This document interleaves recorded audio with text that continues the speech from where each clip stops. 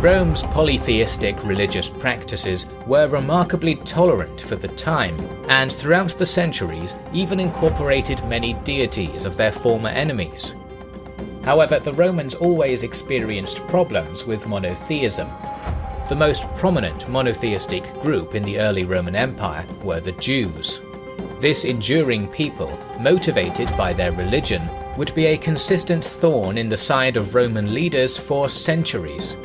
One of the most infamous episodes of violence between Rome and Judaism would be the Jewish Revolt of 66 to 74 AD, culminating in the capture of Jerusalem and the destruction of the Second Temple.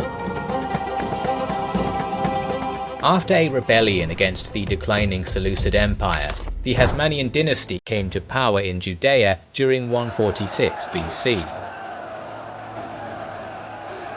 In 67 BC, two brothers, Hyrcanus and Aristobulus, drove the realm into civil war. To the north, Roman general Pompey had been finishing up the Mithridatic Wars, and in 63 BC thrusted south along the eastern coast of the Mediterranean. Upon his arrival in Damascus, he intervened in the civil war on behalf of Hyrcanus, captured Jerusalem, and eventually made Judea a client kingdom.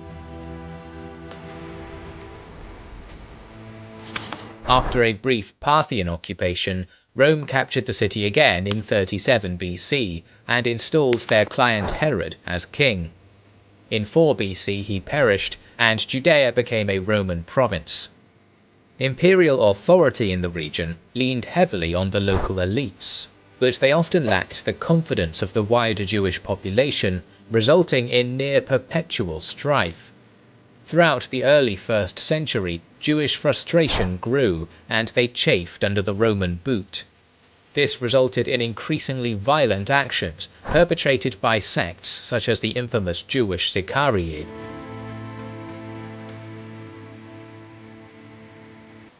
Judea was a powder keg, a tangle of class, ethnic and religious divisions. In 66 AD, a Greek mob profaned the Caesarea synagogue, and that led to riots among the infuriated Jewish population. Meanwhile in Jerusalem, Roman procurator Gessius Florus chose this inopportune moment to collect overdue taxes. In an unwise move, he did this by plundering 17 talents of silver and gold from the treasury of the Second Temple.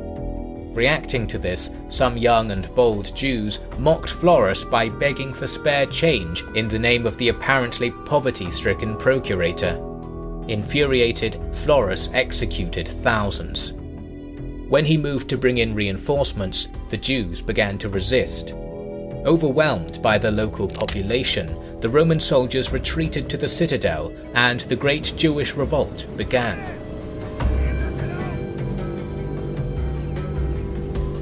The members of the radical Jewish sect Sicarii then marched to the fortress of Masada, where they proceeded to overwhelm and massacre the 700-strong garrison. Meanwhile in Jerusalem, the soldiers who had withdrawn to the palace sued for terms but were massacred when they tried to surrender their weapons. The rival Jewish factions united, brutally capturing the fortress of Kypros and securing the surrender of Machaerus. Tensions among the disparate populations erupted as well. Greek mobs would massacre Jews in cities such as Ascalon, Caesarea and Tyre, while Jewish prowled the region and retaliated. The Roman Empire could not allow such defiance, and the proconsul of Syria, Cestius Gallus, marched south with 30,000 troops. Gallus sought to seize Jerusalem in order to restore order, but the siege failed, and the legions were subsequently ambushed at the Beth Horon Pass as they retreated to the coast. Lightly armed Jewish rebels, wielding javelins, slings and bows, encircled them and inflicted huge losses. Legio XII Fulminata was annihilated, the army's siege weapons were captured, and the legionary Aquila Eagle Standard was lost. Gallus's punitive campaign had been a complete catastrophe and emboldened the rebels. To the west, Roman Emperor Nero received word of the revolt in Judea whilst on a concert tour of Greece. requiring a competent general to take charge and crush the insurrection. Nero appointed a veteran of the British campaign, Titus Flavius Vespasianus, otherwise known as Vespasian, to command the army of Judea. Vespasian immediately set off for Judea, taking the overland route over the Hellespont and through the Great Cilician Gates. After reaching the city of Antioch, 2 legions and their associated auxiliary units joined him. Vespasian marched south to Ptolemais, while his son Titus was sent to Alexandria in order to take command of another legion and march it north to join the main army. Meanwhile, reinforcements also arrived from the various local allies and clients. In total, the empire mustered around 60,000 troops to crush the revolt. No prisoners were taken, and entire opposition villages were reduced to ash. This proved to be effective, as the 10,000-strong Jewish field army quickly scattered in all directions, seeking haven in the fortified strongpoints. In the subsequent campaign into Galilee during 67 AD, Vespasian systematically moved through the region, brutalizing any defiant settlement and often allowing his rapacious legionaries free rein to loot, burn, murder and pillage as they pleased. Critical settlements defending the region were captured. Jotapata fell to Vespasian first, followed by Joppa, Tiberias, Tarichaea and Gamala, before his army was finally billeted in its winter quarters, leaving a subdued region in its wake.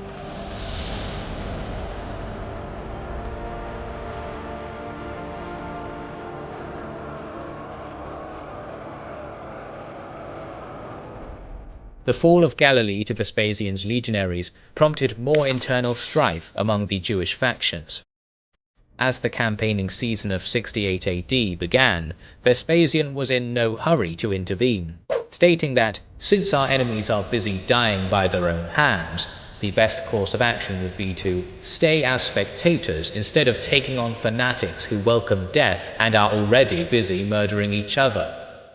Content to leave Jerusalem to its internal squabbling, the Roman general marched across the mountainous province of Perea and Judea proper, taking almost every settlement of note one by one, laying waste to the countryside and slaughtering tens of thousands of civilians. The campaigning season of 69 AD began similarly. Dispatching his subordinates to the peripheral regions, Vespasian marched on Jerusalem itself. He established garrisons in the towns that anchored his supply lines to the coast, while the Roman horsemen rode down and destroyed any remaining hostile units in the vicinity of Jerusalem. It seemed like only a miracle could save the rebels from Vespasian's wrath. They would get one very soon.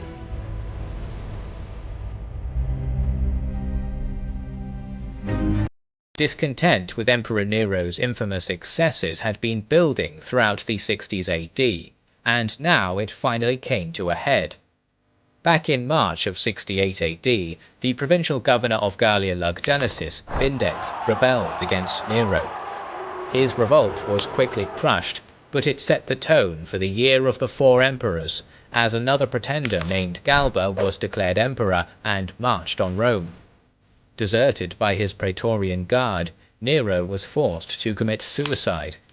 Galba did not last long, and a few months later he was usurped by Otho, who subsequently was dethroned by Vitellius. Spiraling defiance of imperial authority also resulted in a Batavian revolt on the Rhine River, and grain supplies to Rome from Africa being cut off. With the empire suddenly in the process of eating itself alive, the campaign into Judea came to a halt, as Vespasian paused to consider his options. Finally, on July 1st, 69 AD, Vespasian was proclaimed Caesar by the prefect of Egypt in the presence of his legions. The Flavian faction, Vespasian, his family and supporters, then held a war council where their strategy was decided.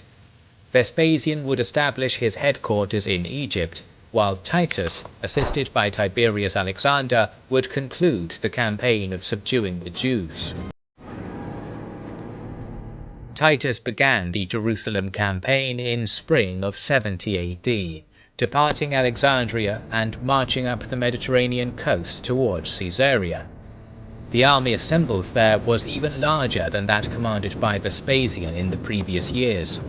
At its core were 4 Roman legions: Legio XV Apollinaris, Legio V Macedonica, Legio X Fretensis, and Legio XII Fulminata. In addition, 20 cohorts of auxiliary infantry, 8 alae of cavalry, and many thousands of native troops were present, commanded by the Roman client kings in the region. This was a massive force, totaling around 70,000 troops. Using the network of garrison strongpoints his father had established, Titus marched straight at the city of Jerusalem by the main road, whilst sending some other legions on alternative routes to alleviate supply problems. Upon nearing the city, Titus rode ahead with 600 hand-picked horsemen to perform reconnaissance on the city. However, as this force approached the Stephanus Tower, a large force of Jews charged out of the city and cut down many of Titus's men. The commander himself was almost captured, but narrowly managed to escape. Advanced Roman units from Legions 15 and 12 appeared on the hills to the north of the city on April 23rd.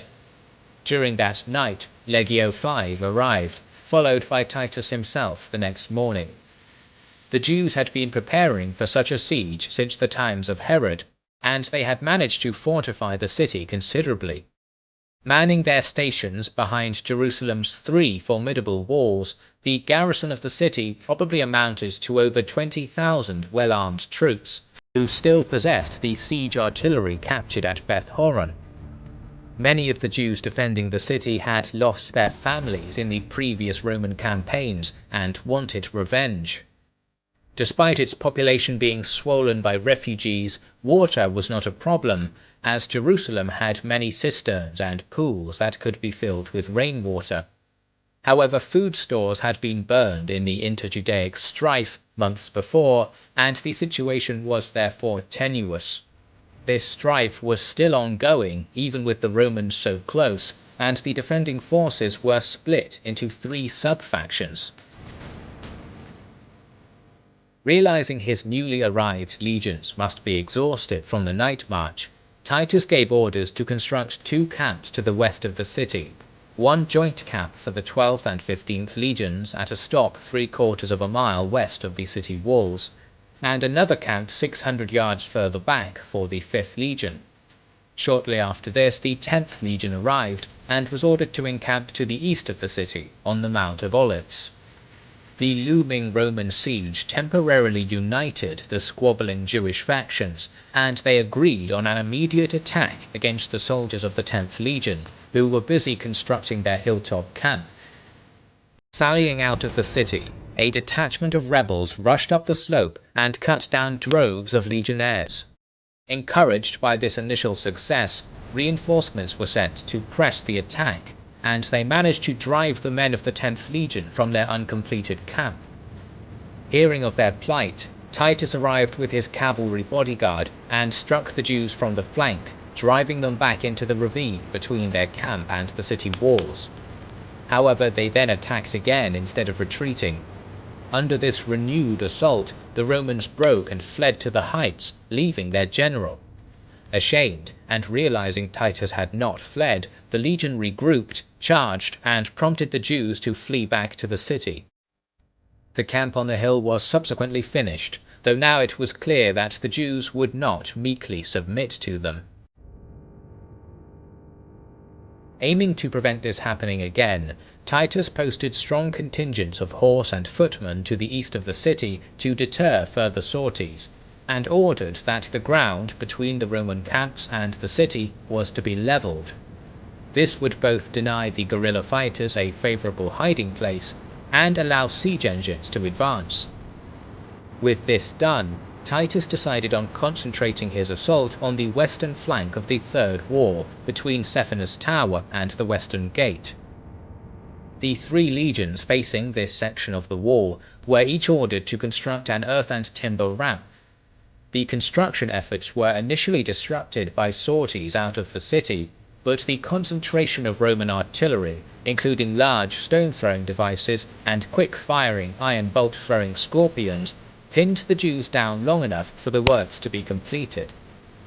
Retaining a steady rain of missiles on the walls, Titus then ordered 3 battering rams to smash the western wall, which were initially unsuccessful until 3 siege towers were brought up to reinforce them. After a long period of pressure, on the 15th day of the siege, Roman siege engines punched a hole through the wall. With their entire force now at risk, the defenders quickly withdrew to the second wall, leaving Titus to occupy the new city. Unwilling to surrender their momentum, the legions immediately moved their rams up to the second wall, where they began to batter the tower gate. After just 4 days of attacks, one of the rams brought it down and made a breach. Legionaries flooded through it into the eerily silent second city. However, as they advanced, rebels sprung from ambush positions and bombarded the Romans with missile fire. Quickly forming into their tight shielded squares, the legions fought their way back to the narrow breach, where many died struggling to push through. Eventually, auxiliary archers arrived and drove the Jews away, allowing the bewildered legionaries to escape. After the Jews resisted in this area for 4 more days, the Romans finally broke through. This time, Titus ordered the entire northern section of the second wall torn down. The defensive front now narrowed, and the Jews were able to bring more forces to bear on their enemy. After advancing into the second city, Titus now split his legions into 2 army groups, which each constructed 2 siege ramps. The 10th and 15th legions attacked the first wall opposite the tomb of John Hyrcanus, while the 5th and 12th legions besieged the Antonia fortress, named by Herod the Great in honour of Mark Antony. The ramps were eventually completed on May 29th, followed by an all-out assault, during which Titus brought up additional battering rams and siege engines to assault the Antonia fortress. They did this under constant artillery fire from bolt shooters and stone throwers, which the Jews had taken from Gallus in 66. As the assault began, Jewish sappers dug under the Roman siege lines, undermined the ramps, and set fire to the tunnel. This caused the ground to collapse in on itself in a clattering roar, swallowing the Roman ramps and siege towers, which demoralized the legions, as they had spent weeks constructing these engines. To improve security, tighten the blockade, and restore morale, Titus ordered that an 8-kilometer-long wall of circumvallation was to be constructed, cutting the besieged sections of Jerusalem off from the outside world. This massive undertaking was, typically, finished in only 3 days by the Romans, and had 13 fortresses along its circumference to strengthen it. Before it was made, the Jewish rebels were able to quite easily venture out of the city to forage for food and supplies, but this was now made impossible. Famine quickly descended on the city, and its inhabitants slowly began to starve and die. This done, Titus now focused all his efforts on conquering the Antonia fortress again. A day of assaults initially yielded no results. However, the Romans had accomplished more than they had realized. The foundations of the Antonia fortress, undermined by heavy rain and the Jewish saboteurs' tunnel which had destroyed the Roman siege engines, collapsed during the night. The first Romans who exploited this gap discovered to their horror that the Jews had built up a secondary wall behind the first, which was eventually overcome when a contingent of brave legionaries attacked it during a night assault. The first of several battles for the Temple Mount occurred after this, during which the Romans failed to break out onto the forecourt. In its aftermath, Titus ordered the Antonia fortress destroyed. On July 17th, the Romans attempted to seize the temple's courtyard again, but were again repulsed in close quarters fighting, during which the Jews were often wearing captured Roman equipment. This confused the combatants and made friendly fire incidents common. Neither side was able to gain an advantage under these conditions. After the second failure, Titus ordered that 4 siege ramps were to be constructed and used against the northwest corner of the Temple Mount. At the same time, the Jews proved they were not beaten when a major sortie was launched against the siege wall protecting the Mount of Olives, but was repelled. The Jews also abandoned the area of the wall where the Roman siege ramps were mounted. However, they had rigged the area with a fire trap, and this killed many soldiers as they advanced, seemingly unhindered. By August 9th, withering artillery fire and Roman offensives had made the Jewish defence of the courtyard untenable, and they pulled back to the inner defences of the temple itself.